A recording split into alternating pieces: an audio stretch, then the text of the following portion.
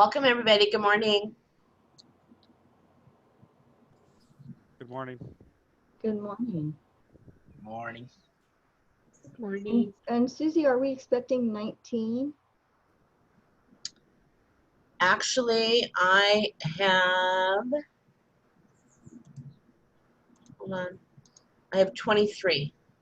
Oh, okay. So we'll wait a little bit. And actually, while we're waiting,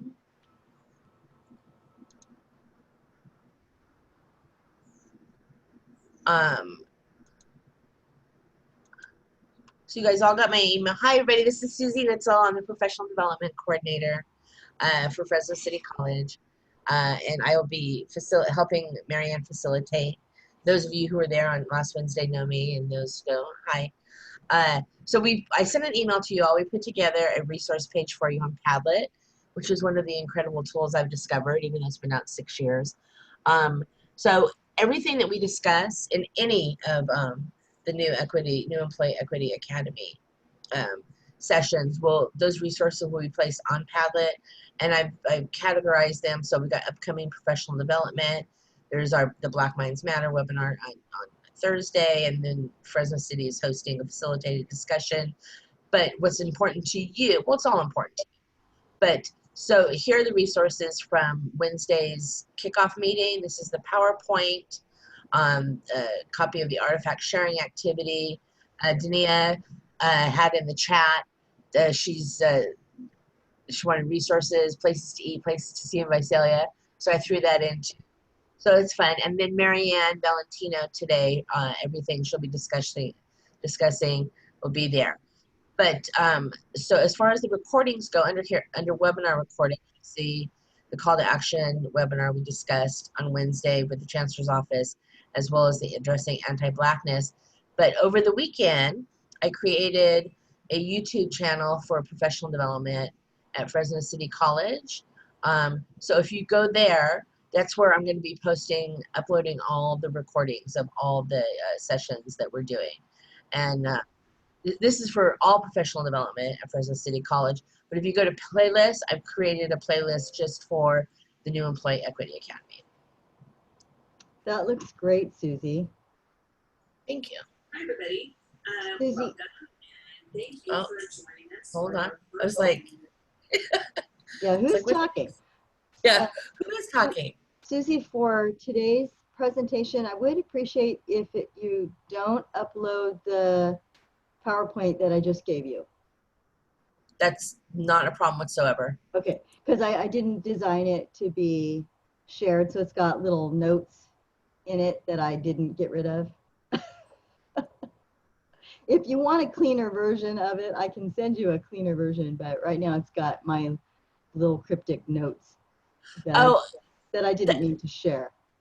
Oh, so I take out the comments unless they're pertinent to the PowerPoint. I take out presenter comments for their presenting triggers and stuff, okay. And I convert it into a PDF. So okay, yeah, then that would be fine. Okay, Marianne, we are at 22, and I think that's Carrie said she wasn't gonna be able to make it. So. Oh, that's right. So maybe everyone's here. That's great. Good morning. I'm Marianne Valentino, and I think if you were present for the meeting last week, then you met me and you got to hear me say a little something about myself, but it's certainly possible that there's someone here who wasn't able to make it there. I teach psychology. I have been teaching psychology for over 20 years now with Fresno City College. And I currently am the Academic Senate past president, which meant at some point I was the president.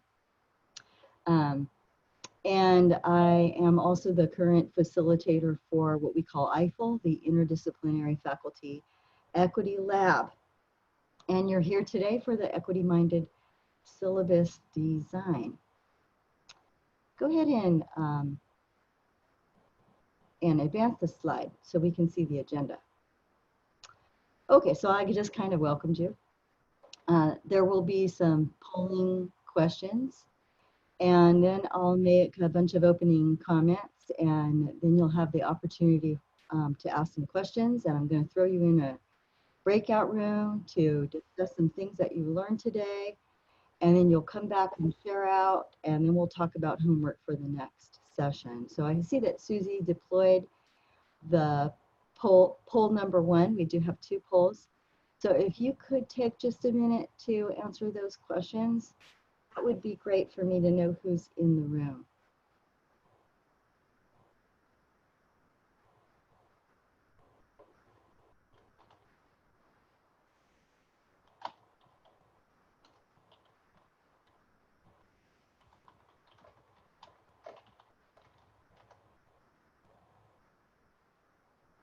The other thing that I would like you to do is in the chat is to put what your discipline is if you're a faculty member.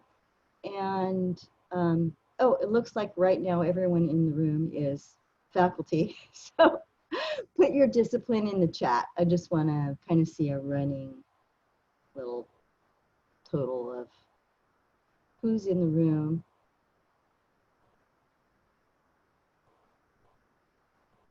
And if you've just joined us, please answer the poll. I see that 21 out of 24 thus far, but at some point we're going to close the poll, and so if you haven't participated, you're out of luck. So Marianne, I'm going to close it in 5, 4, 3, 2, 1. Okay, and then share it out so we can see the results. And I'm looking in the chat and I'm seeing a nice array of disciplines in the room. That's wonderful. Wonderful, wonderful. Thank you for that. I think given that there's 26 people in the room that I'm not going to have you all introduce yourselves, but when you get into your breakout rooms, then I'll remind you, first of all, that you should introduce yourselves to each other. So we have one administrator, I think that's Ray, is in the room, and a whole bunch of instructional faculty. And the only reason I broke you into those 2 categories is because if you're completely non-instructional, that means you're not actually writing a syllabus, right? Although at some point you might, if you're a counselor, you might teach a class at some point. And our racial categories, we are mostly white in the room, and then Latinx. Okay, interesting. And 3, did you do the homework? So most of you did the homework, and 4 people didn't do any of it. Of course, Ray didn't need to do it. So I'm not going to make you out yourself to know who didn't do the homework. And did you bring a syllabus? Most of you have a working syllabus. Okay, that'll be good for your breakout.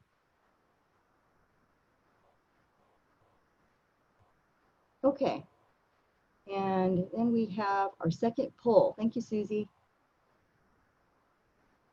Please take a minute to do that.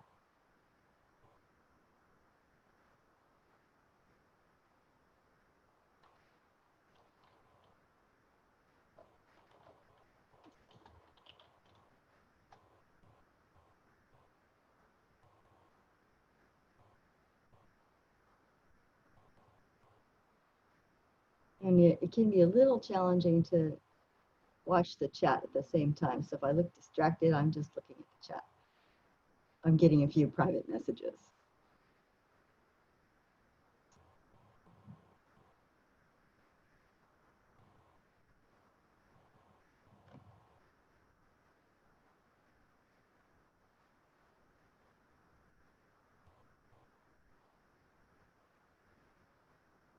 So Susie, maybe you can do a countdown and close this poll out.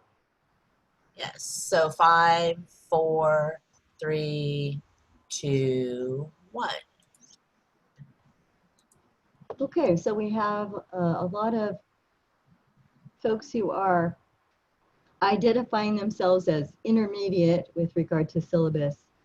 writing, and some novices and a couple of beginners. Might be easier to be a beginner. Really start from, sometimes I feel like I need to start from scratch and just throw out what I have and start all over again.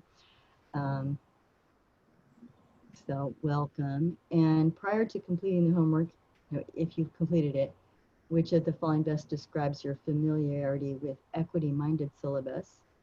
7 high and 10 moderate and 5 low. Okay, that's good. And which of the following best describes your understanding of stereotype threat? I wanted to talk about stereotype threat, and I didn't want to assume everyone knew what that was. So I've got 3 people that I might be able to call on to describe it, and 11 who aren't quite there yet in describing it, and 3 who don't know what it is. So we'll make sure that you have an understanding after today. Thank you, Susie. So, Marianne, before we go any further, could you do me a favor and make me the host of the meeting? Oh, I didn't know you weren't. No, because you were in first. Oh, yes, I was. So if Okay, you just click on my picture, the ellipses, yeah. you should be able to assign host duties to Make there. post. Yes, Perfect, thank you. you're welcome. Okay, let's just get started. Go ahead and advance the slide. Susie.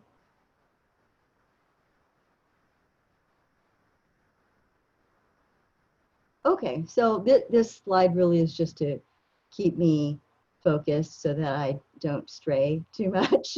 So that's what you're seeing here.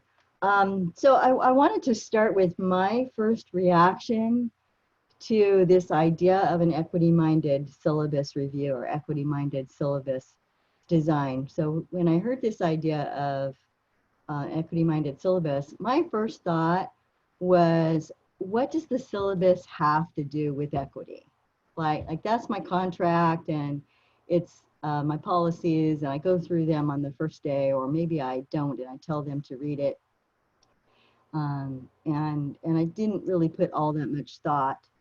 Not that I didn't put thought into the syllabus, because I did always spend all day creating a syllabus. But I certainly was not conceptualizing the syllabus as a tool for an equity-minded classroom, equity-minded teaching and learning. And now I'm being asked to facilitate the sessions on equity-minded syllabi. So I definitely have evolved in my understanding of what a syllabus is and how we can leverage it as an equity-minded tool. And some of you did all the homework, so you watched my video. I did kind of, when I put this presentation together, I assumed that people would have done the homework and watched the videos. So you need to stop and ask questions, and I have a place for us to do that. Although if you want to interrupt and ask a question, you certainly are free to do that. I do have the chat open too, so if you want to put something in there, you can. Go ahead, Susie, advance this slide. So I don't know, maybe about 10 years ago, I had a student in one of my classes. It was the first day of class. I had given out the syllabus. We were having a discussion about expectations and what I expected of them as students and what they expected of me as their instructor. And so, we were talking about all of the usual kinds of things, being on time and turning in your homework, and that I was prepared for class and those sorts of things.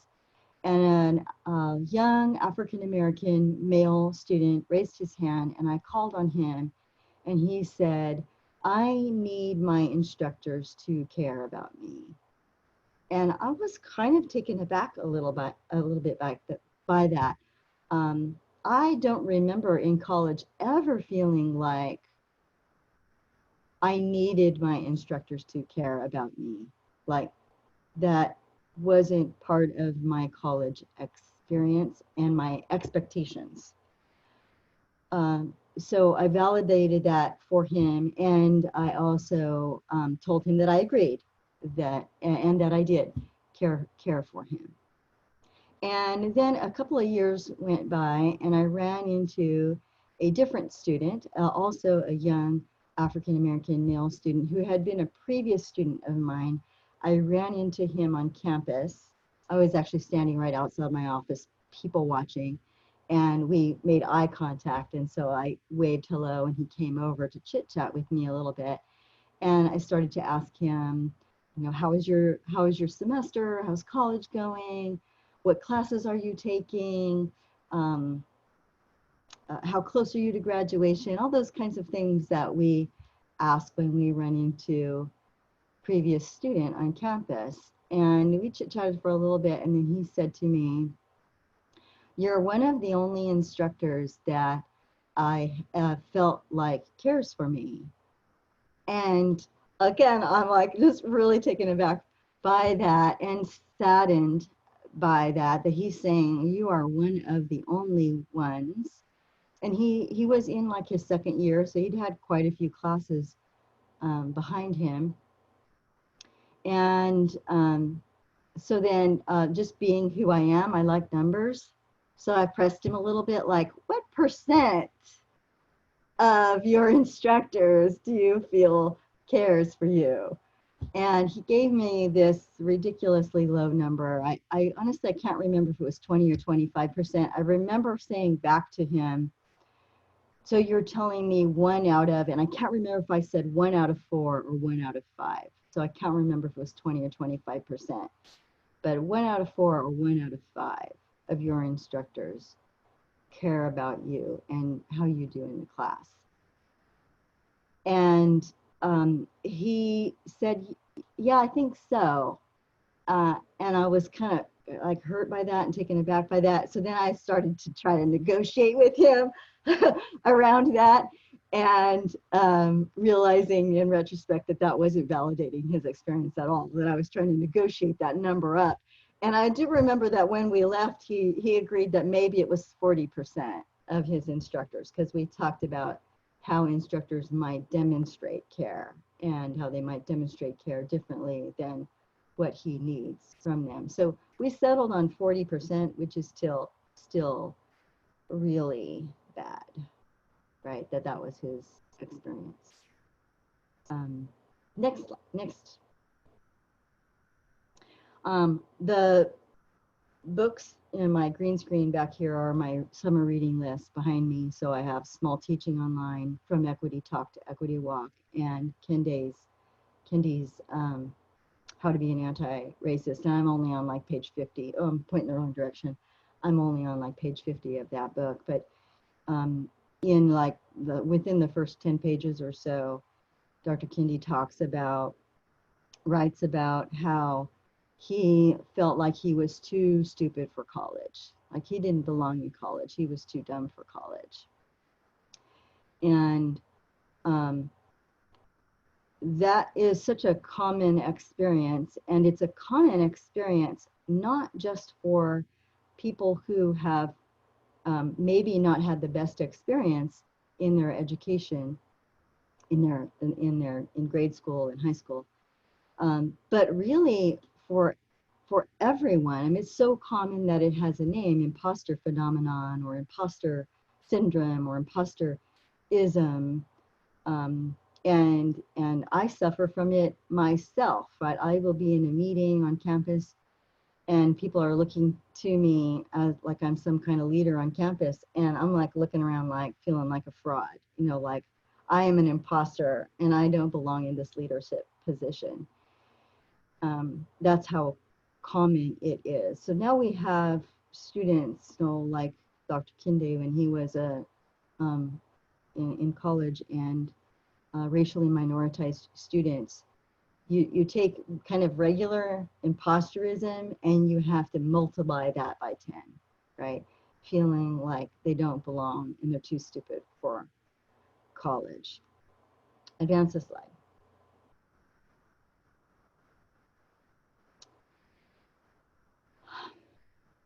So in my equity work, I do facilitate the Interdisciplinary Faculty Equity Lab. So I'm reading and then talking to colleagues about this racial equity work. And this idea of whiteness and how whiteness shapes us comes up a lot. And as a white person, sometimes I'm like embarrassed to ask, like, I don't really know what that means. And I don't know what that means because I'm white. So I'm in it, right? I'm in the middle of it. So I don't really always understand what it means to say that my being white has shaped the way that I see the world, because that's just how I see the world. In the book, From Equity Talk to Equity Walk, the authors can delineate out what that might mean. And so I wanted to share that with you. Most of the people in the room are white, and so this might speak to you like, oh, you know, duh. And then those of you who are not white are going to be, you know, maybe identifying with the bullet points on the next slide as well. So let's go through them, and I do want to go through each one, and I'm going to read it to you, and I want you to kind of sit in it. When we're done with the whole slide, I'm going to pause for a little bit and let everybody kind of sit in it, and then I'm going to ask for a little bit of reflective feedback on that from a few of you. Okay, Susie, let's go. So, most white students, leaders, faculty, and staff do not see whiteness as a racial identity. There's a reason why in that question that I asked about your racial category, I didn't write racial identity in that question. I put racial category.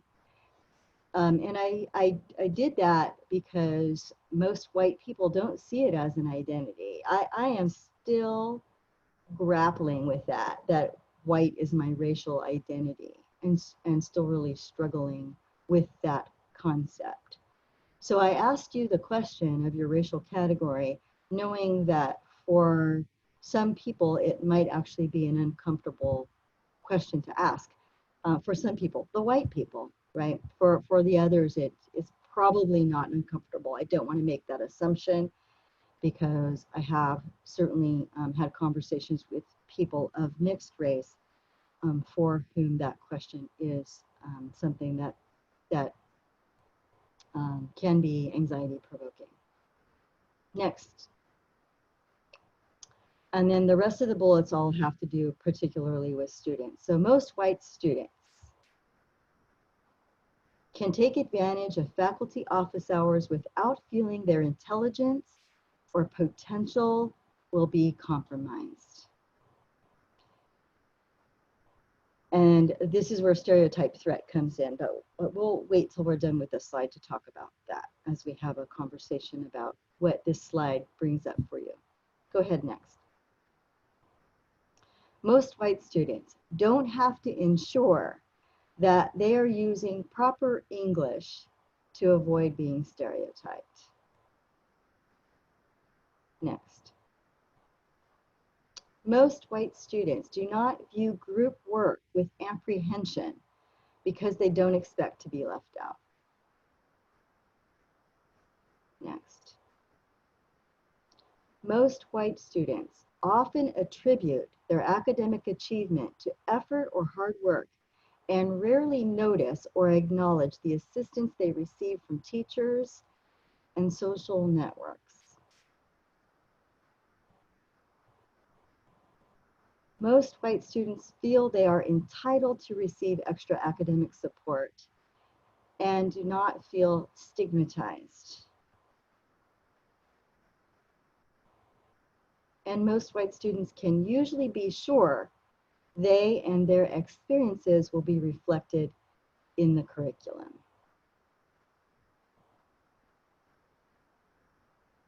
Oh, leave it up. So, oh, we've got something in the chat. It's an interesting question because it's twofold since the person's category. Oh, so yeah, you're talking about Juanita is commenting on the racial identity. Absolutely, racial identity is personal, and it's also perception, right? How people perceive you.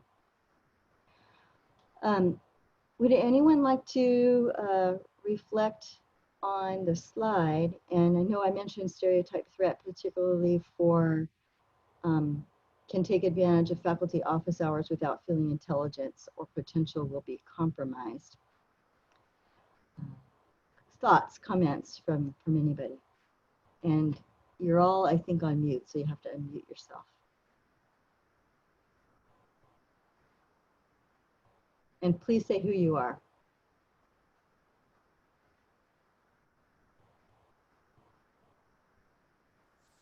I'll start out. I'm Kathleen Schock. I have lost all chill in COVID-19. I'm a walking emotion, and I will say, when I saw these bullet points come up, I started to tear up because I experienced that so much in college. That feeling of not wanting to go to office hours because it's going to look a certain way, or being so careful about how I, sought help when I needed help. So. I'm just really excited the college is doing this work, and so thank you. Thank you, Kathleen. I can comment as well. Can you all hear me? Yes. Okay, perfect. So for me, just like Kathleen, I had, oh, by the way, my name is Thania. A lot of the experiences that are here are very reflective also of my college experience. And I think the best anecdote I can give to this is when I was in college, I had a friend who was white, and he was really well off. And we were talking one day. I used to work summers where I would work two jobs during the summers, sometimes picking, sometimes doing whatever I could so that I could pay for college. And it was this whole conversation in how, for me, the question is, how am I going to pay for college? Am I even going to go to college? And in his families, the conversation that they were having was not whether he was going or not going to go to college, but where was he going to go to college, and what institution was going to be the most beneficial for his academic and or life success. And that's, I think, where we don't, obviously him as a white person, it was the first time that he had encountered somebody that was not asking, oh, where are you going to go to college, but how, or even are you going to afford it? That never even crossed his mind. Yeah. Thank you. Would someone like to, I think that in the poll, there were a few people who were not familiar with the term stereotype threat, but there were also a few who said that they understood it and they could articulate it. So would somebody please jump in and do that, so I'm not doing all the talking?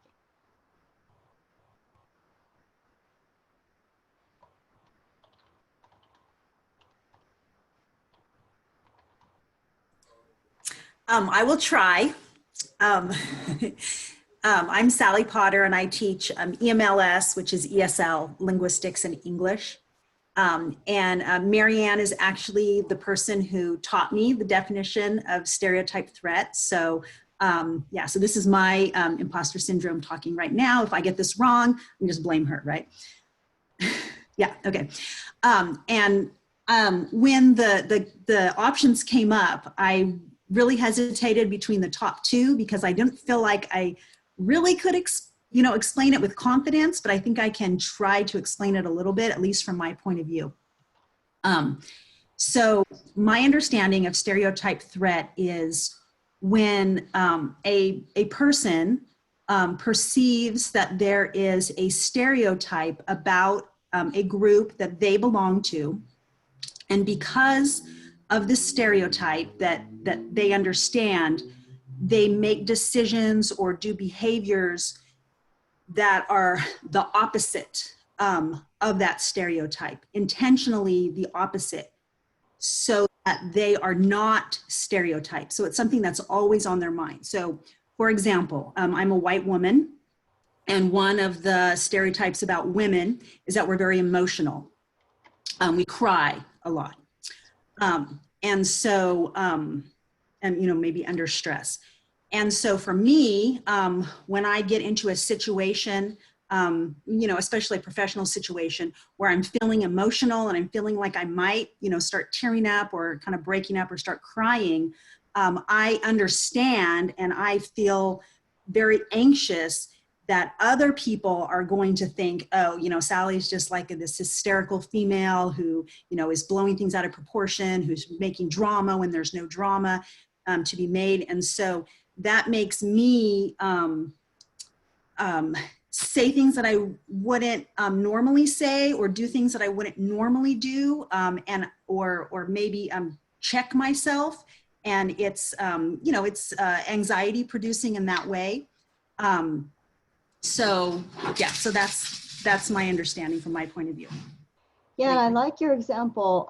I would add a little bit to it in that because of the stereotype threat, you actually start to show more emotion than you normally would. And you then validate the stereotype, right? Yes, and then so then that's So the anxious this about vicious being emotional. cycle of the stereotype. It's that it makes me more emotional, and then I'm saying, oh no, I'm getting emotional, and what are people going to think of me? And it just perpetuates itself. Mm-hmm. And does anybody else want to add to that?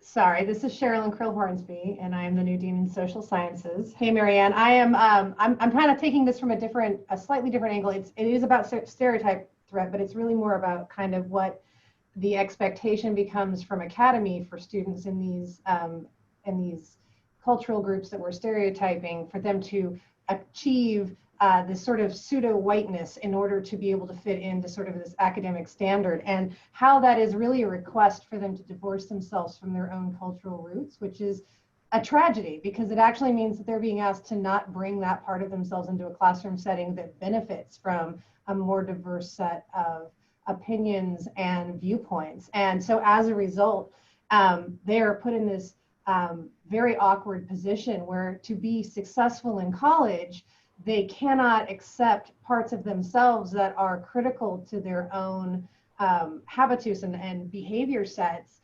And then to be truly, like, if they want to go on in academia, they have to continually divorce themselves from their culture, which is part of what they're trying to potentially represent in the first place. And so they become in this sort of situational no man's land between where their communities and their upbringing demonstrated were some of the better options of who they wanted to be and what they wanted to represent, and what academia requires of them to become in order to succeed in academia. And I think that's just a tragedy that we're not both allowing those viewpoints to enrich our classrooms more broadly by encouraging that, but then also putting students in this awkward no man's land of having to try and play both sides to be comfortable both in their communities and then comfortable in academia.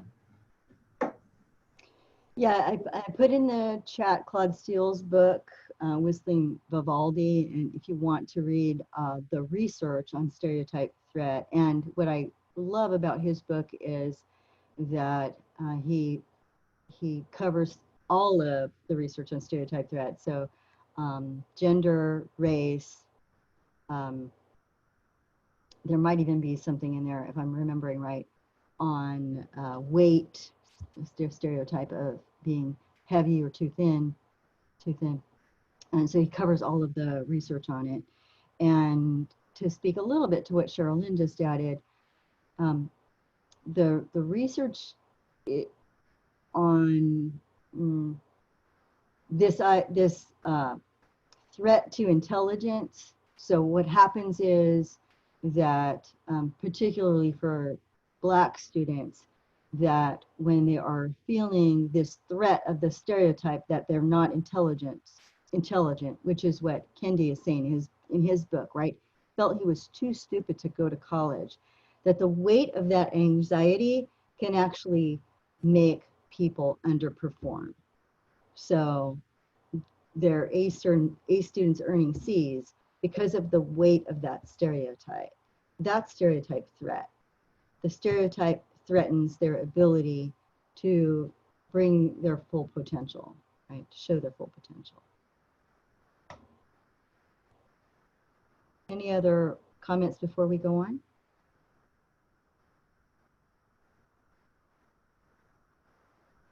Okay, go ahead, Susie. This is just where we left off, so go ahead to the next button. Okay, so what's the syllabus got to do with anything, right? The syllabus allows us the opportunity to reflect on our whole course. There's a reason why it took me all day to create a syllabus, even when I wasn't creating an equity-minded syllabus. I was reflecting on my course. I didn't realize that's what I was doing, but I was. I was reflecting on my teaching practices. It gives you the opportunity to reflect on your program, your structures and requirements. Like, where does this course fit in your program? What are the prerequisites? What are we asking students to do to be part of our program? And if it's a GE class, how are our expectations different of our general ed students versus our majors? I teach psychology. So in Psych 2, I have mostly general ed students and then a few majors. And of course, we're reflecting on our policies. But I think we're not just reflecting. I think that I really want to make this point to you that we're not just reflecting on our own policies. We're also reflecting on the policies of the college, the policies of the system, because we have those little areas where we're putting the college policies, and then we're creating our policies kind of around those. I'll give you an example. I had a student come to my office the Monday after the drop deadline. So Friday was the drop deadline, Monday she's in my office. And she's a Latina. And she's telling me that she really needs to buckle down and do well in my class, and she knows that she can, and she needs some help.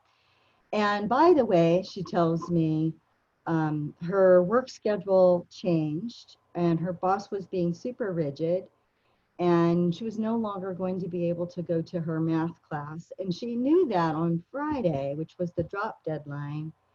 But when she attempted to drop from home on WebAdvisor, she owed money to the college. I think it was the health fee. It was like she owed $21 to the college. And the way the system is set up, if they owe money, they cannot drop themselves in WebAdvisor. If they owe money, they have to go to the counter and drop themselves from the counter. They don't necessarily have to pay. Like, so if they owed a lot of money, they don't have to pay, but they have to have a human being help them drop the class.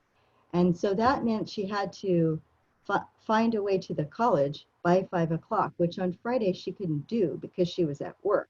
So she was trying to drop the class on WebAdvisor because that's the policy of the district. So she's telling me this on Monday, and she's telling me I cannot go to my math class anymore and I'm going to fail it. And she's just venting to me. She doesn't want me to do anything about that. She's tearful and she knows she's going to fail it because she can no longer go to it.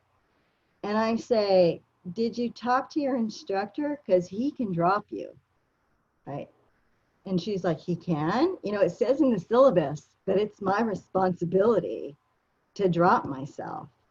And she looked at the syllabus. We think our students don't look at the syllabus. They do. They don't necessarily, they read it that first day and then they don't remember. Guess what? I don't know what's in mine either, right? If you ask me my makeup policy, sometimes I have to go look because it's been 20 years and I change it all the time. So I have to go look, what's my makeup policy this semester? So they read it, she read it, it said it is your responsibility to drop yourself. And she tried on Friday and WebAdvisor wouldn't let her. So I said, who's your math teacher? And she told me, and I said, I'll see if I can help you. And I called her math teacher, who I didn't know, and I left him a message because he didn't answer his phone. And I'm like, I'm Marianne Valentino, you have no idea who I am. I don't know if you know that you can still drop her. right? You can, on Monday, you can email Bobby Tello and you can say, oops, I should have dropped this student and I forgot. And, you know, just totally take on that burden, and nobody cares. You're not going to get in trouble for doing that. And he called me back and he said, you know, I didn't realize I could do that. And then I got an email from her saying, thank you so much. My math teacher dropped me and I don't have to be stuck in that class and earn an F in it because I can't show up, right? And I'm hopeful that the math teacher changed his policy, right? And put something in the syllabus so students know that if they have a problem dropping themselves, that they can ask for help. We're left then with that, you know, racially minoritized students don't always ask for help, right?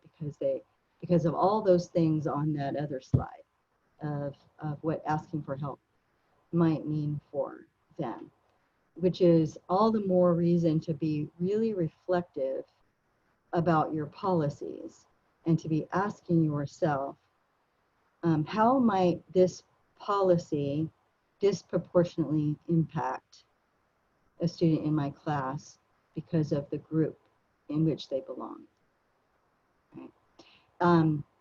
And that then, because I'm academic senate leadership, then I went to the district and I said, this policy sucks, right? We need to do something about this policy. We haven't, I don't think, done anything about the policy. That's, you know, at the district level, they haven't been willing or able. They're saying it's a system problem.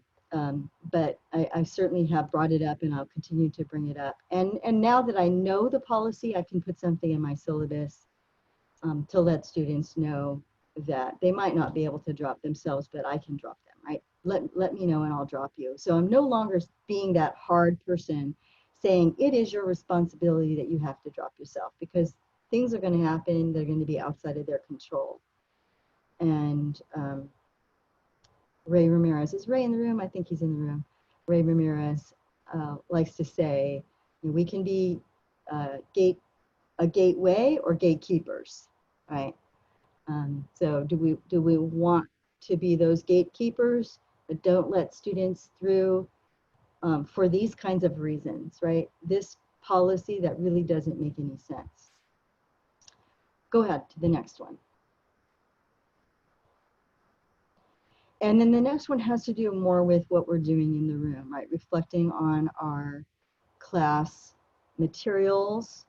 So that includes the authors of the readings. It also includes the images that are in your readings, the videos and the images in your videos, the models. This came up with an instructor in biology. She said that one of her students said, do you have any anatomical models that look like me? Because they're all white, and all of the models are white. And there are models out there with dark skin, right? But the college hadn't thought to purchase any of them, right? So all of the models in biology were white. Now maybe they've rectified that since that instructor had that conversation with me. But it took a student to bring that to her attention. It should not have taken a student to bring that to her attention, right? We need to be thinking about that sort of thing. The guest speakers, I mentioned this in the video that I made, that one of our colleagues said that it took the syllabus review for him to be thinking about, gosh, and all my guest speakers are white. And they're all white because he's white and that's who he knows, right? And he admitted that. He was like, yeah, that's who my network is. And so as a result of the syllabus review, he said now he makes a point when he goes to professional conferences to just make sure that he is networking with racially diverse people in his field. And then when he converses with someone that has a certain expertise that will fit into his class, then he's just has, you know, he's brave enough to say, I know we don't know each other very well, but I think you'd be a great guest speaker in my class.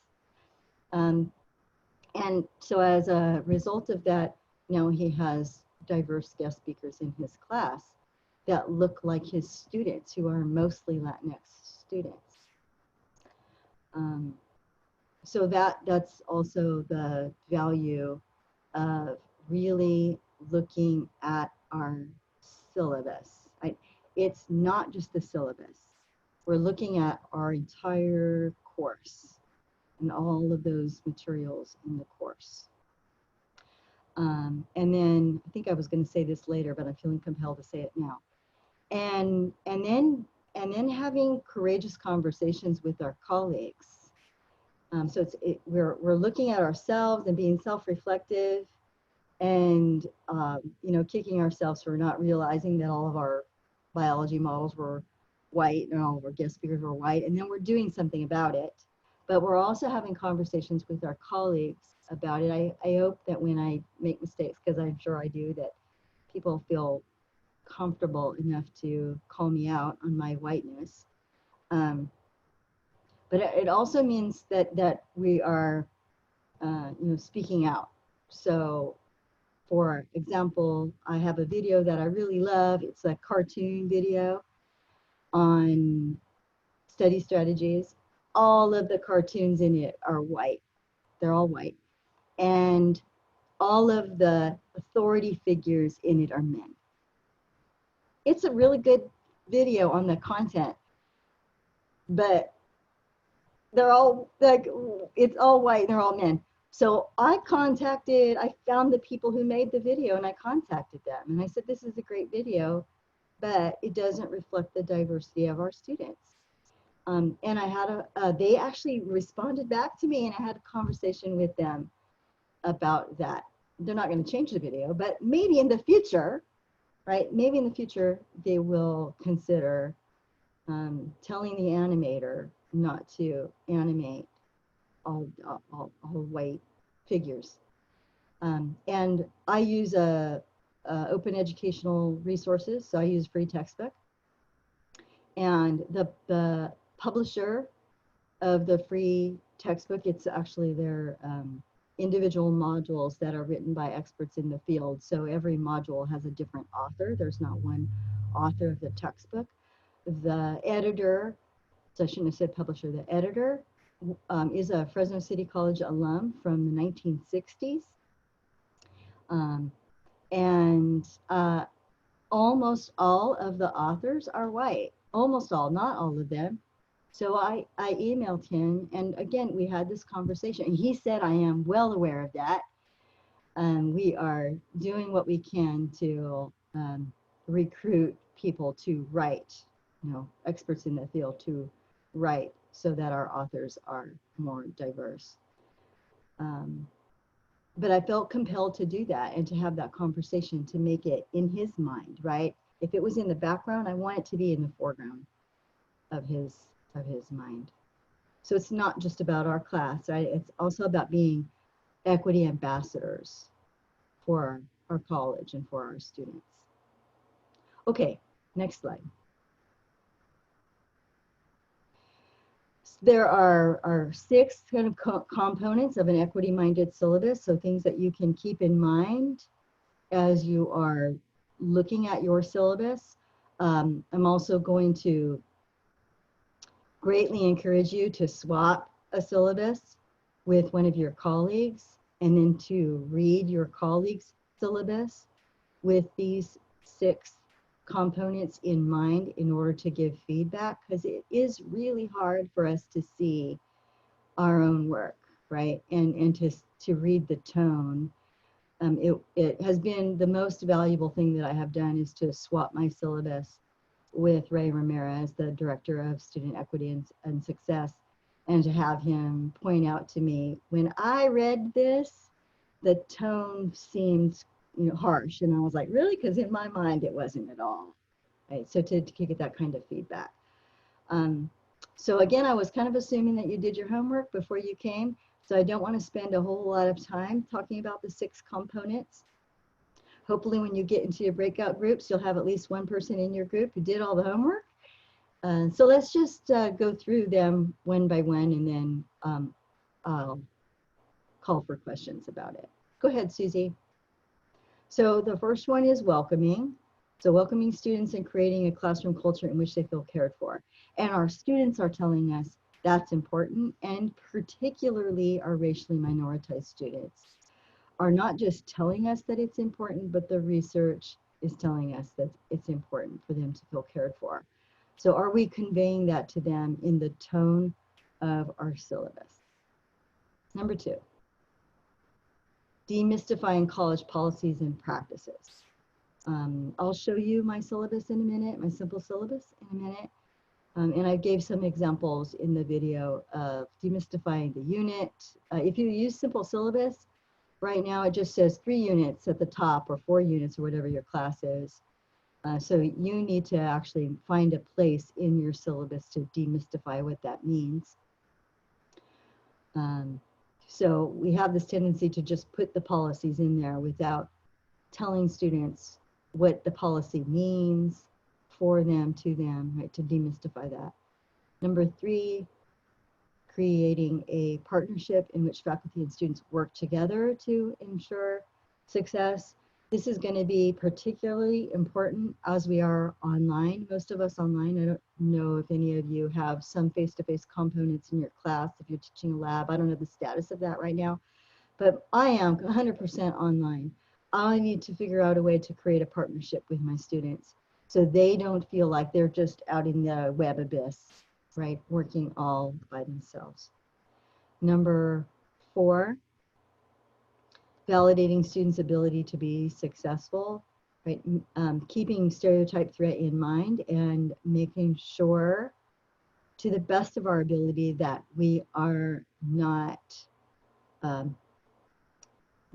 we're not conjuring up that stereotype threat that is already there for them, right? So being mindful of the words that we use, and are we validating their ability to be successful?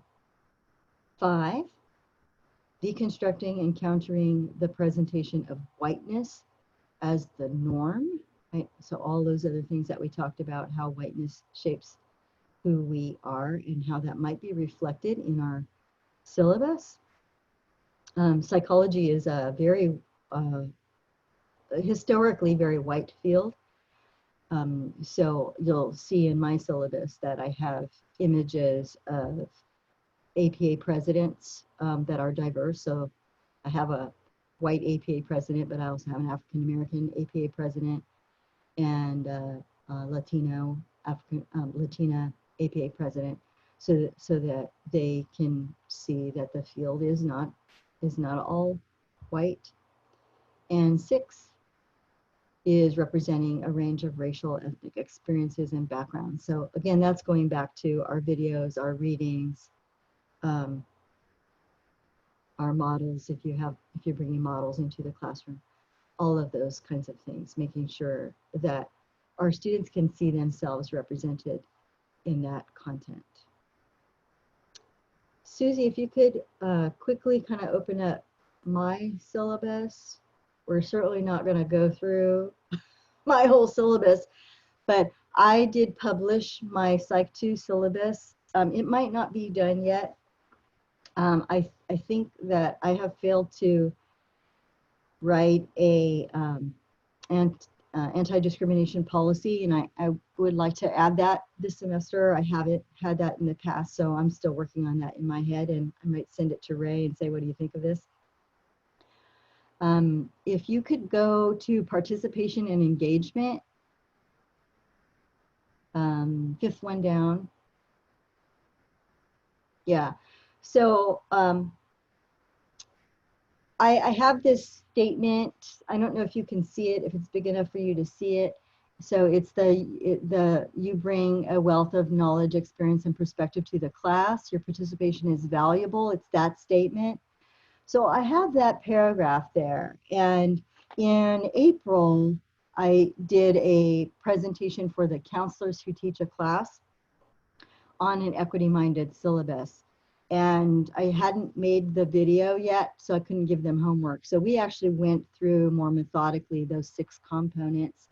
And then I used this as an example of validating students' ability to be successful. And one of the counselors who is Latinx said he was a first-generation student. So years ago when he was a student, he was putting himself in his 18-year-old mindset of sitting in a classroom. And he said, if I were in your classroom and I read that in your syllabus, I would think that doesn't apply to me. So that made me really think, okay, how do I help all of my students feel like that applies to them?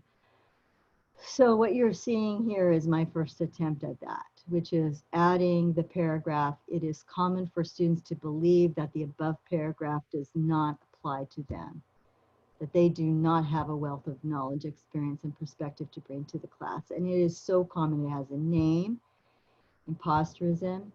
And then I share a little bit about me because I am a first generation college student. My father did not graduate from high school. I can remember feeling like that, like other students were smarter than me and more sophisticated than me. So I add that in my attempt to connect to my students. And in fact, I still have those moments. So I put that, you're the first to see that. So maybe I'll get some feedback from Ray about it. And then I found a 4-minute video on imposter syndrome, and I put the link there for my students to watch. And in my syllabus quiz that I will have, it asks them about imposter syndrome, so they can't skip it. Well, I guess they still can, but the syllabus is a work in progress, and I'm still thinking about those 6 components. And if you look at my syllabus, it's certainly not perfect, but I am doing what I can to incorporate those 6 components into my syllabus. If you scroll a little bit, you'll see units. So there is my attempt at demystifying what a unit is and what the expectations are for a unit. And then you see a quote from Chinese American psychologist. That's Dr. Chu from Stanford University. And so students can see periodically some pictures of diverse psychologists with a quote there. I don't think we need to look anymore at my syllabus.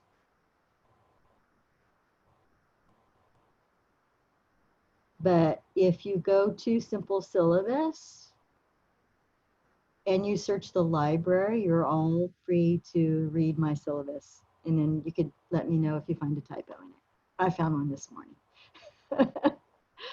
Go ahead and go to the next slide. And now you're in presentation view. Before we go into the breakout rooms, there's some questions.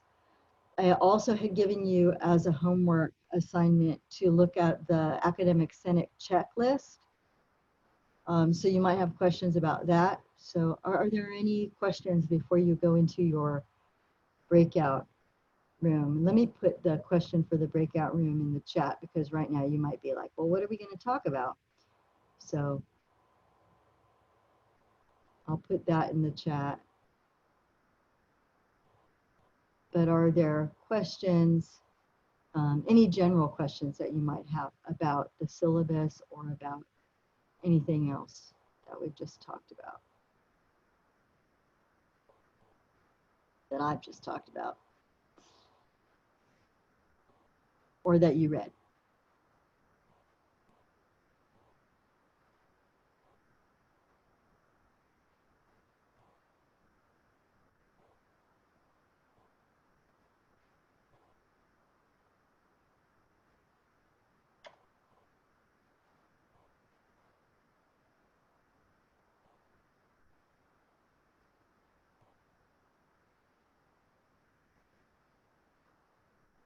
Any questions? Okay, I'll ask a question. This is Amy Strobel. Can you hear me? I can hear you. Yeah. Now I'm trying to scroll through to find you. There you are, Oh, Amy. Okay, so if I'm totally honest, I have to admit that some of the policies I don't even understand, but we're required to put them in. And I was reading this one book and it was saying, you know, take the college policies and make them into your own words so people can understand them, which makes perfect sense to me, but we're, quote, not allowed to do that. So if I don't understand really what a policy means, who do I ask and what can we do about that? So a couple of things. First of all, can you give me an example of a policy you want to rewrite, but we're not allowed to? At the moment, no, but let me look here and see. Because we kind of are, like the disability statement, like they'll tell you you can't rewrite it, but you can assert your right to rewrite it. You just need to make sure that it has all of the legal stuff in there too, right? I think I've kept it the way that it is, except that I don't like my syllabus to feel impersonal. So everywhere that I can, I change the word student to you, right? Because this is a contract between me as the instructor and you as the student. So I don't like it when it says instructor, I will say me, right? And when it's the student, I will say you. So I might have rewritten that statement to say me and you. I say might have because sometimes I want students to know that this isn't just about me and you, this is about all of your instructors, right? And all of the students. So there are certainly times in my syllabus where I have left it the instructor and the student. There are times I'm real strategic about that. But you also can add to it. So I know that I have taken the disability statement and I've added to it, like, your success is really important to me. Right? I want them to know that that statement is not in there just because the college told me it had to be. That statement is in there because I do value their accommodations, right? And that I will do what I can to make sure that all of their accommodations are there for them. So I don't just have the statement, I've added to it. Now that you've looked, did you see another example? I was thinking about like the cheating and plagiarism policy, and just what I have is the standard, and then I say what this really means, and da da da da da. But I don't know if I can do that or. Yeah, you absolutely can do that. You can. Okay, and thank you. I encourage you to do that. Mm-hmm. And I think that that's actually one of them that this semester I changed it to you and me. Some of it I changed. Yeah, again, if you want to go look at mine and steal it, you're more than welcome to do that. Thank you.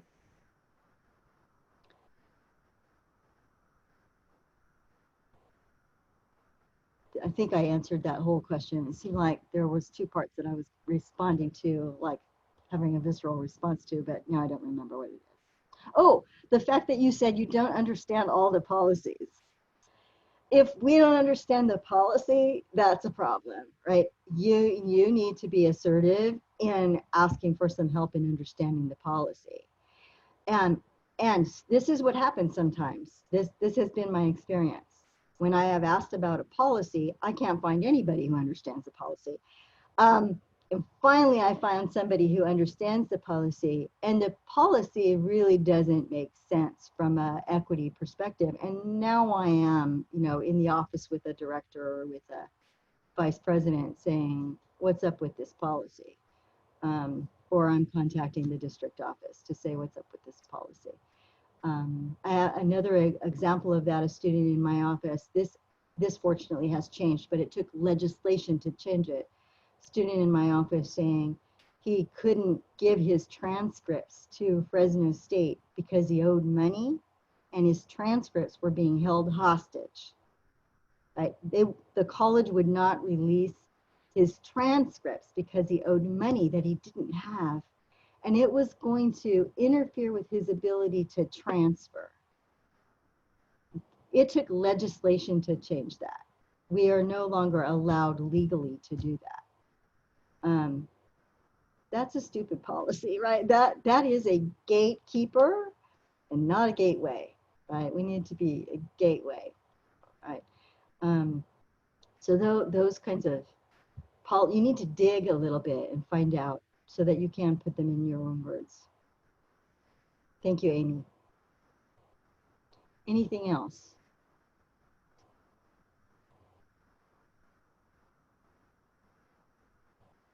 Are you all ready to talk to each other?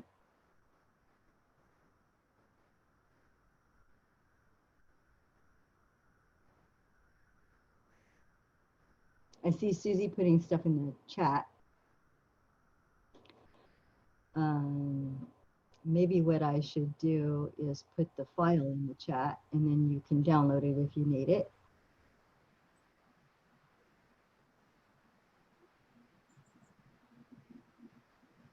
So before we put you in groups, let me do that.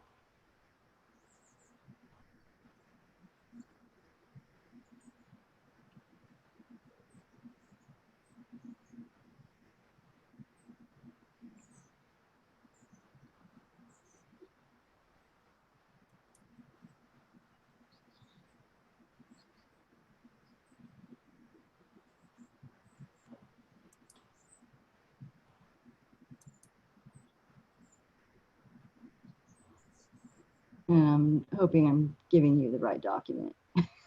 Okay,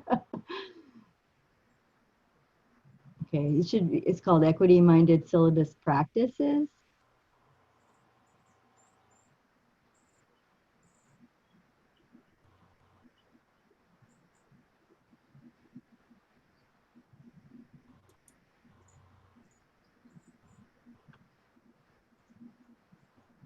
Yeah, that's the right one. So that might be helpful in your groups to have that as well. So if you want to take a minute to download that so you have that available.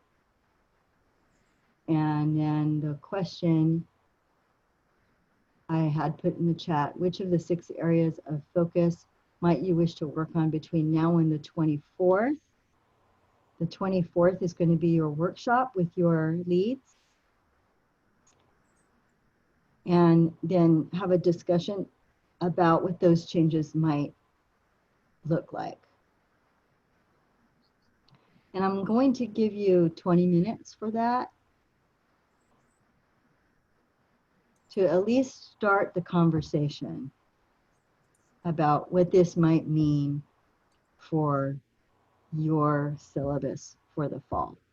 And if you're not creating a syllabus for the fall because you're Cheryl Lynn Krill Hornsby, you're still going to be in a group. Trust me, I'll still be looking at them. You will, you will. Or if you're, I'm looking over the list, I don't know who else isn't going to be creating a syllabus, but if you're not going to be creating a syllabus, you can still contribute to the conversation, right, by being a sounding board for the others in the room who are now saying, well, I'm wondering if what I have is welcoming or if what I have sounds harsh. And if you brought a syllabus with you, you can even share a little bit like, well, this is the first sentence of my syllabus is this. What do you think about that? I think Ray's in the room, but I don't know if Ray's in the room. For a long time, like he didn't even have his name at the top. It was like halfway down the page that you saw his name. And I've been pestering him to put his picture there.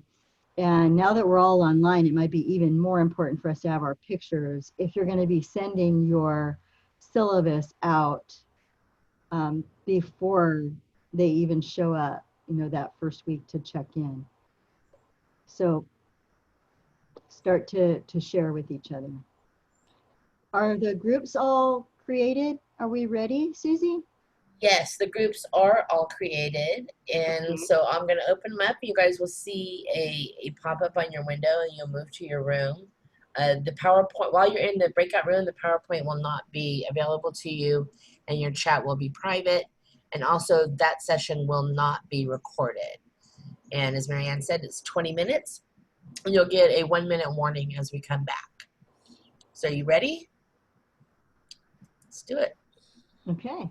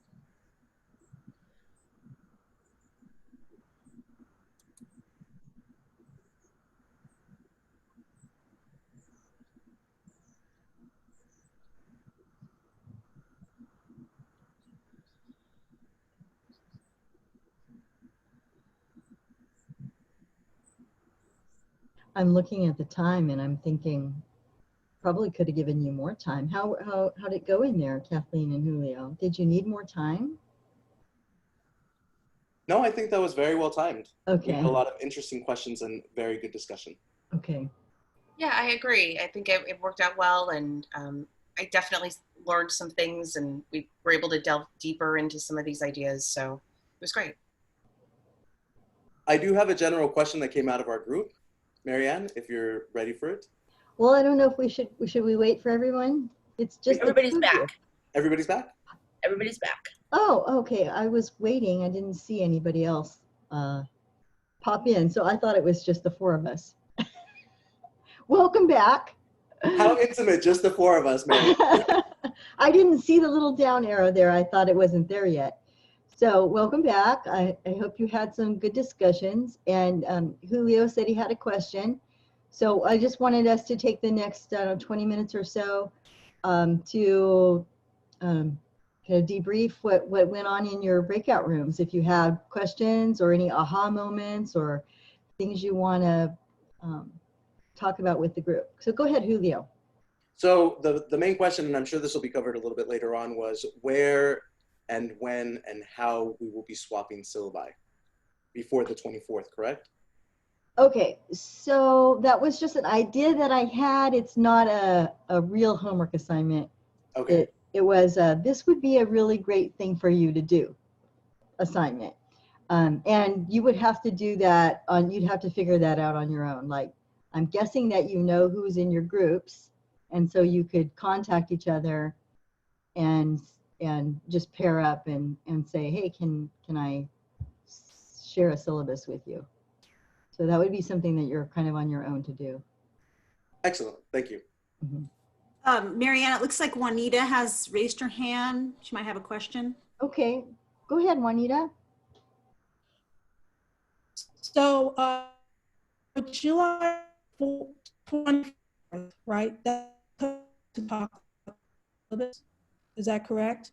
Okay, so one question came up from our group. Are we going to be paired up with who we talked to today, or the group that we were a part of on our first day of the kickoff? So that was the question. Are we going to pair up on, it's with our faculty guides, correct? Yeah, it's your faculty guide group is going to. Sorry, my internet is. Yeah, your audio's cutting in and out a bit. So Marianne. You won't be back with the groups you were in today. Susie just randomly assigned you just to get you to start having a conversation with some colleagues. When you do your workshop on July 24th, you'll be with your faculty guides in your assigned groups. So if you're going to exchange syllabi, you probably should do that in your group.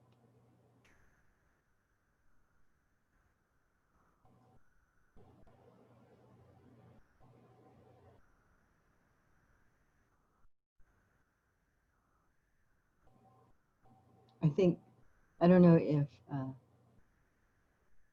Juanita still. Stephanie has a question, Marianne. Go ahead. Oh, I'm sorry, just to clarify. So are we looking at our syllabus together during the next meeting? I am not on the planning committee, so I'm not sure what you're doing in the next meeting. Can somebody speak to that who's in the room? Michael, do you want to take that? I'm sorry. So that's the on the 24th. Is that what we're talking about? Yes. Right. So that meeting is mostly going to be for the individual cohorts to be able to look over each other's syllabi and have a kind of a discussion about about kind of what they see in each other's syllabuses that are good, that need improvements, kind of like a peer review type of a. Okay, so Michael, they don't need to. I've suggested that they did that ahead of time, but they don't need to do that ahead of time. They can do that on the 24th. No, I think the idea is to do it ahead of time, and then you're able to use that time on the 24th to have a discussion about it. Okay. And then Brenda asked, are we aiming to have our syllabi done by then? The syllabus is never done, but I think as much of a working draft as possible in order to get feedback from your colleagues. Yeah. Yeah. Mm-hmm. So definitely. I mean, I don't want to scare anyone, but if we're meeting on the 24th, we start about 2 weeks later.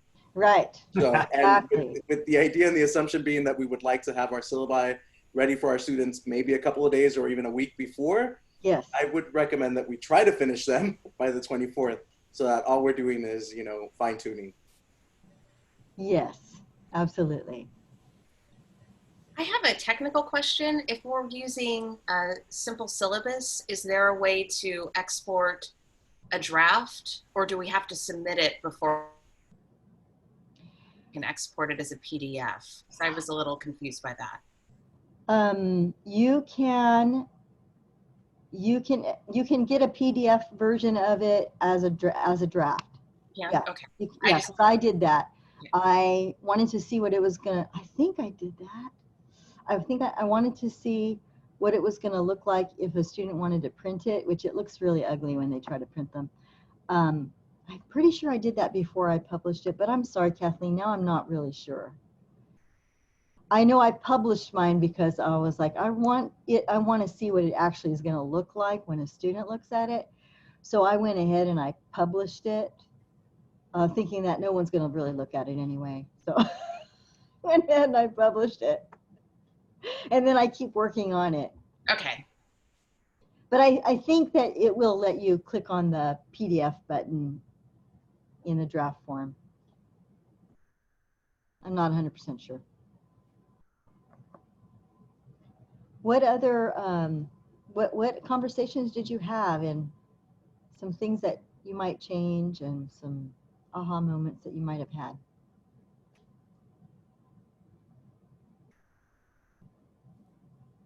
One of the things that our group talked about is the how to accomplish demystifying language when we are required to have the exact language of our course description, SLOs, and course objectives on our syllabi. How do we manage that? My personal strategy there is that I, copy word for word the wording from the COR, from the course outline of record, and then have a little thing underneath it. In other words, that means, and then I say it in my own language. So we kind of talked about how to do that. Yeah, and I think it also makes us reflect on our course outline of record when you go through curriculum, keeping in mind that that's going to be on your syllabus. So maybe you need to write it differently on the course outline of record to begin with. That would be another suggestion. Yeah, and that's something that comes up in a curriculum review every 4 years now. We're doing that every 4 years. There's an opportunity to alter the curriculum, and that would be a great time to, look at and say, these are very difficult for us to understand, much less students. So, yeah.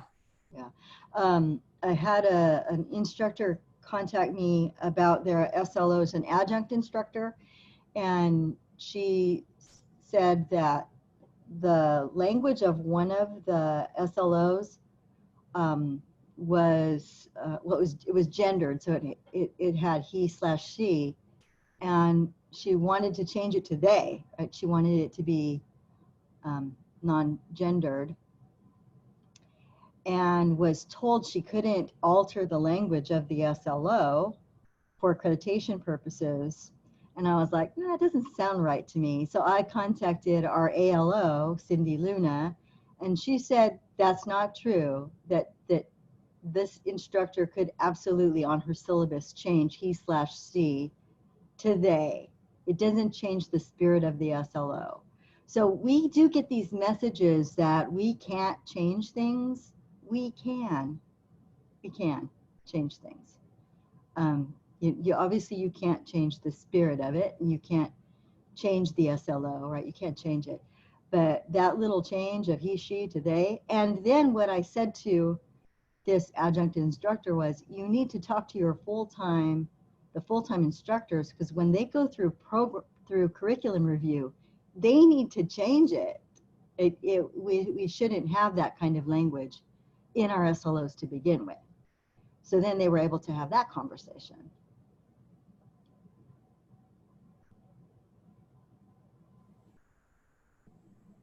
What else?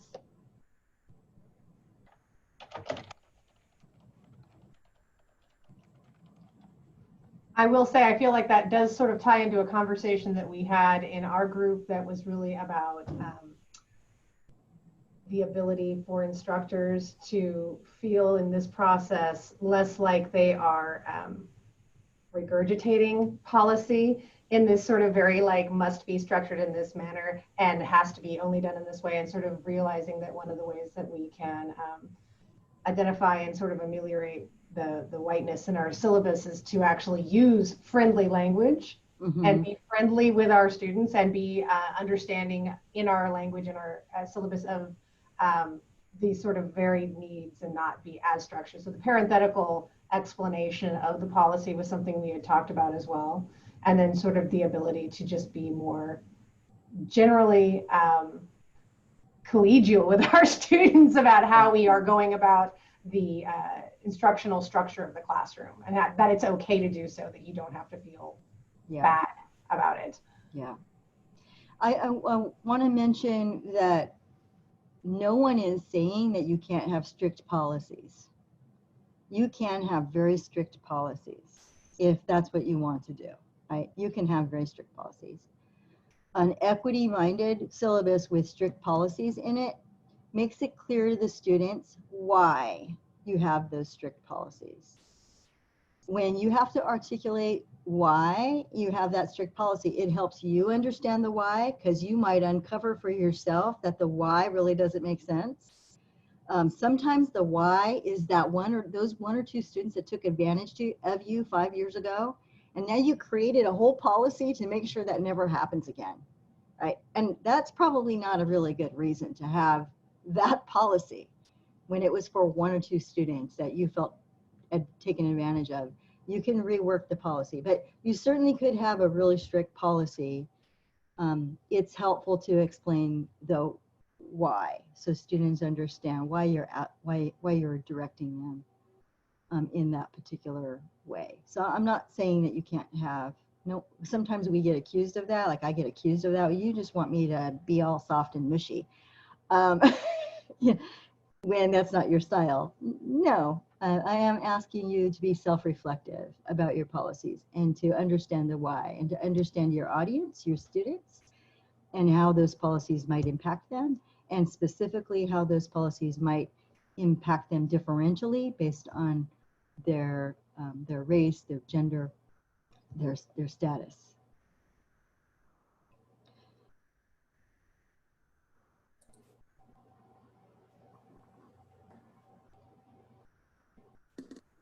So something my group brought up was that many of them had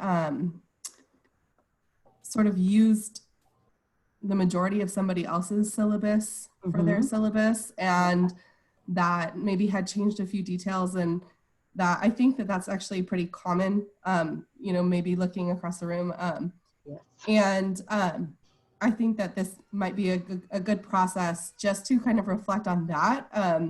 And did that person whose syllabus we borrowed, does that reflect what we want to come across, and is that equity minded as well?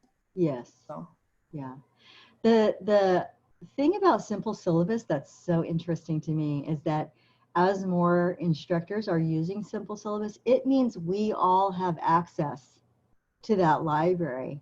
And I have gone in and I've read my colleagues' syllabi, right? Because there they are, they're all published.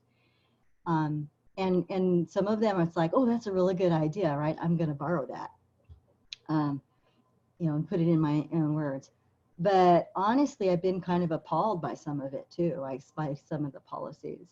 The one that always gets me, and I'm going to put it right here on tape, the one that always gets me is if you're going to be absent on the day of the test, you must contact me that before the test, so that day or the day before, to tell me, otherwise you do not have the opportunity for a makeup test. And I'm thinking, really? So if they were in a serious car accident on the way to school that day, the expectation is they will call you so they could take a makeup test, right?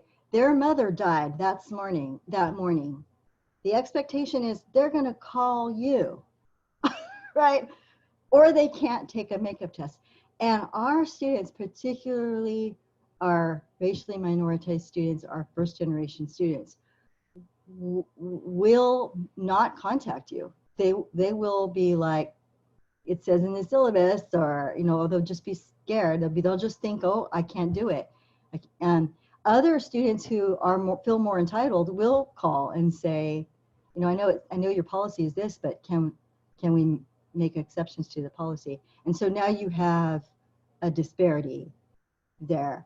And some people will make the argument, well, if it was your boss, you would call your boss. Well, if that student's taking 5 classes and working 2 jobs, now you're expecting them to call 7 different people to tell them that their mother died that morning. You know, it just doesn't make, that kind of policy to me just doesn't make any sense.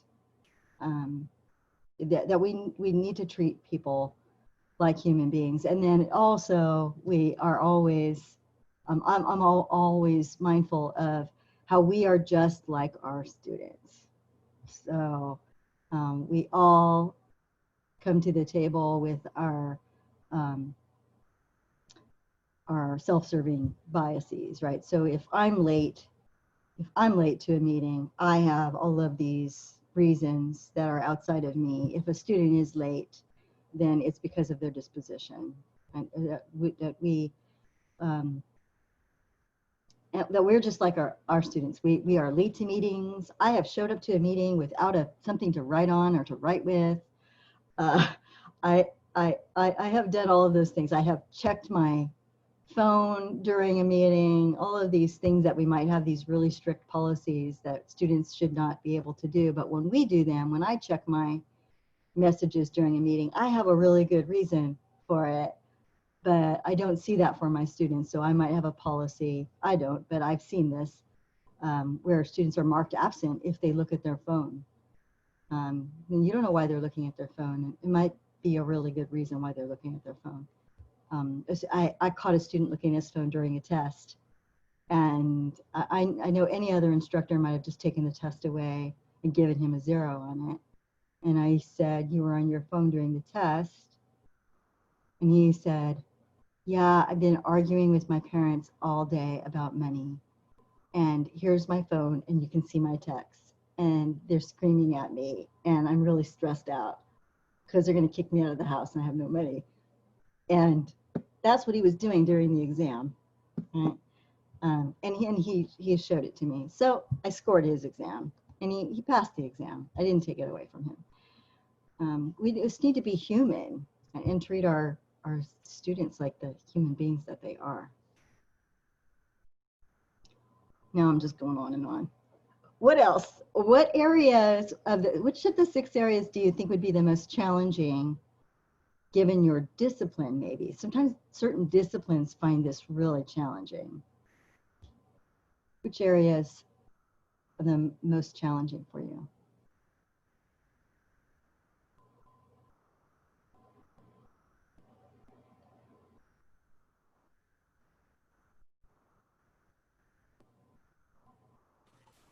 So in my group, one of the things that we brought up was the deconstructing, and that, you know, many of the other sort of focus areas are not necessarily that they're self-explanatory, but they're things that are fairly easy to understand, right? How you incorporate that into a syllabus. Yeah. Welcoming, demystifying, right? Creating a partnership, validating. But that deconstructing piece, the deconstructing piece can be difficult. Mm-hmm. And also the representing, right? Where, you know, in English, for example, Liz and I we both agreed that, you know, it's in an English class, it's fairly easy to incorporate, you know, representation from lots of different areas, but that in other areas, it is significantly more difficult to do. You have to be much more sort of creative and intentional about it. So I think those are the two areas that we kind of thought were the most difficult to sort of figure out how to incorporate. Yes. I mentioned that in psychology has been a predominantly white field, particularly in clinical psychology. So that has always been kind of a challenge for me. APA, so the American Psychological Association, has really taken on this project of representation and highlighting psychologists of color. And this has always been my challenge. I didn't want to highlight psychologists of color who were doing research just on race. Right? I wanted to highlight a Black psychologist who is doing research on industrial and organizational psychology, right? And an engineering psychologist who is Latina. You know, that's what I wanted. And that was really hard to find. And I was so happy to see that now on the APA website, they have done just what I have been longing for, and that is to highlight diverse psychologists in all of the different aspects of psychology, not just in the study of race and ethnicity. And so now I have that ability to do that in my classroom, right? But it's hard to, it was very difficult for me to do that own research on myself. So I'm seeing Juanita saying, you know, in statistics that it is predominantly a white male. There certainly are people of color in that field. It's just hard to locate them.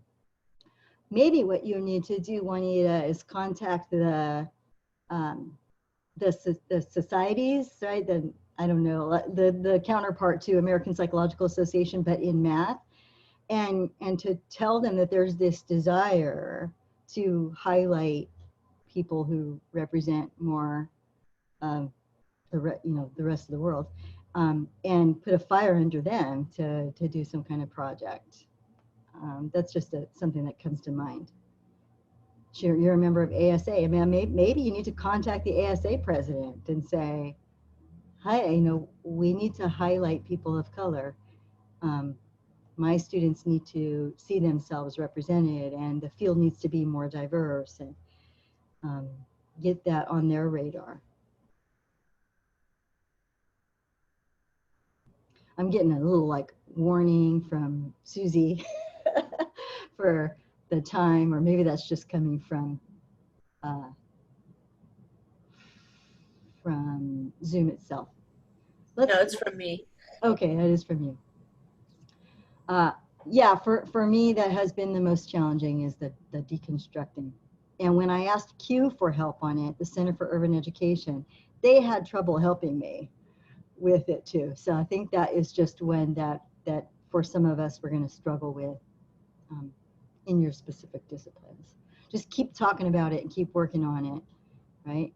The syllabus is and reflecting on our class is a process. Go ahead and go to the next slide, Susie. So I have a quote here from chapter 1 of the From Equity Talk to Equity Walk book that I read this summer. And this is this is the first sentence from chapter 1, I think. This equity journey begins with you. change must happen individually before it can happen collectively. And then this last part really spoke to me, right? People drive change, we lead change, and we sustain change. And that is what we need, right? We need equity ambassadors on campus who can lead the change. A lot of what we are doing in IFEL, we got cut off, but a lot of what we were doing and what I plan to do with that cohort is role playing. What do you do when you're in the workroom and someone says something that is very deficit minded about our students? And how do you approach that from an equity minded perspective to lead the change? Because in order to drive change, right, we need to lead change, and that's going to sustain the change. And quite frankly, we are kind of relying on the new people to come in and to really become the leaders for change. And maybe Michael can say something about that, this kind of idea of the new people coming in. The whole reason why you have a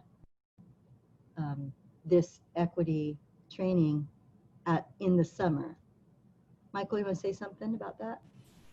I know Sure. I put you on the spot. Yeah. So the idea of having all of this is so that many of you who are I know some of you have done work on the campus in different capacities and in different roles.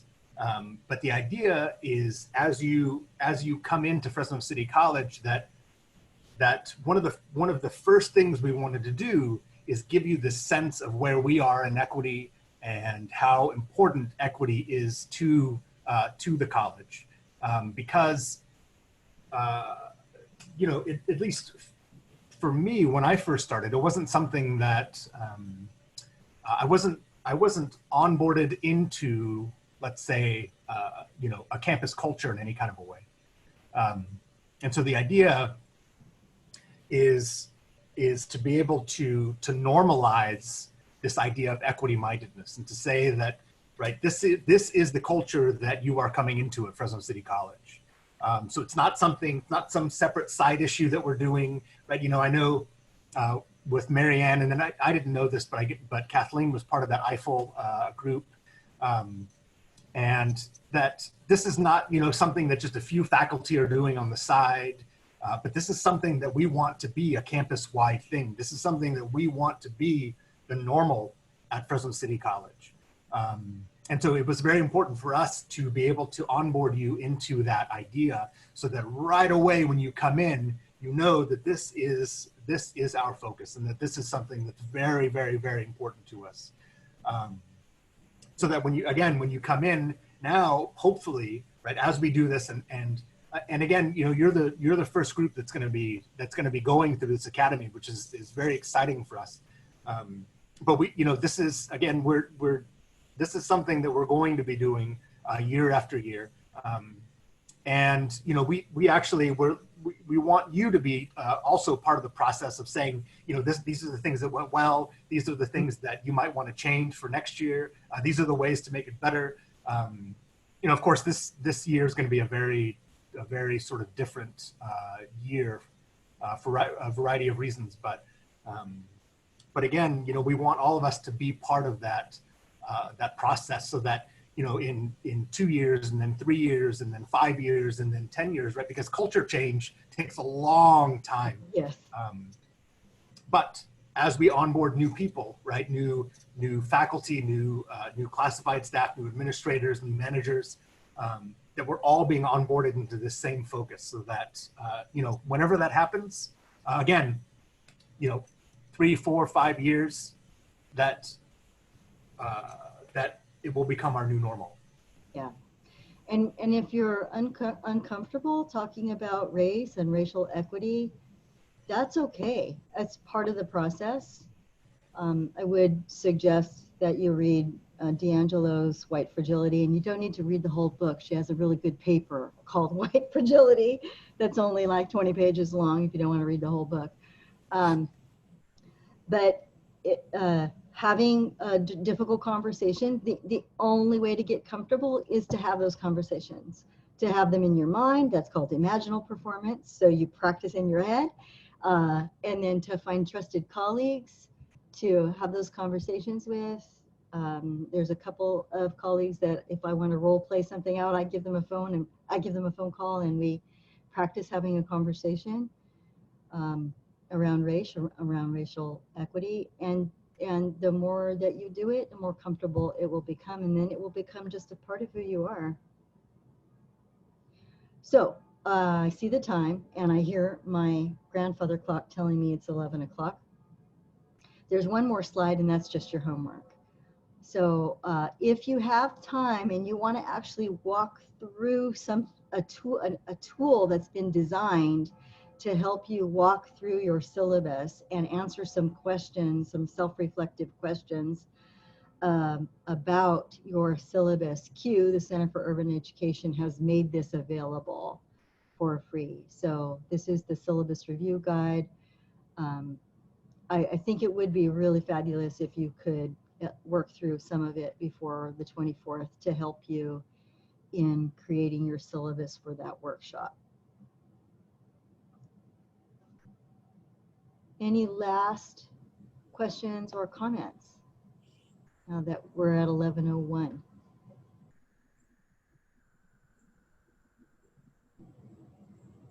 I do need to thank Susie. Thank you, thank you, thank you for all of your help with this. You're welcome. Michael So has. I have a couple of things.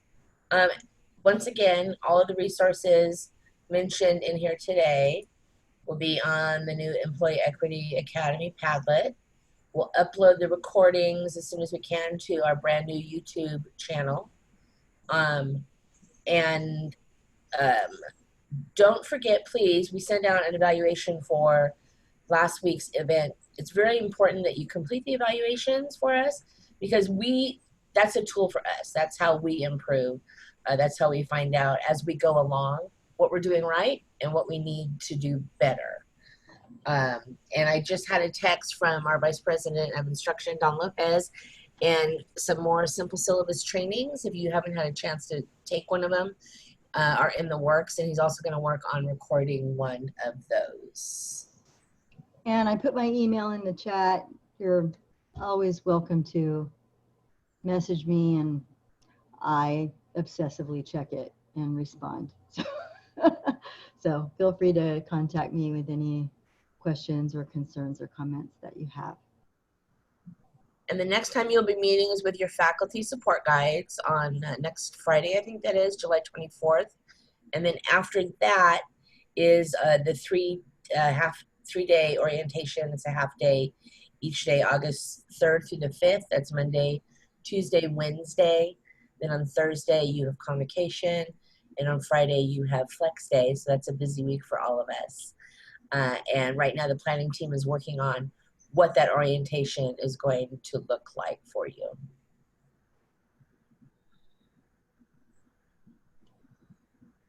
It's been my pleasure. I hope to be able to actually meet you and not have to look at your little boxes, your little faces in your boxes.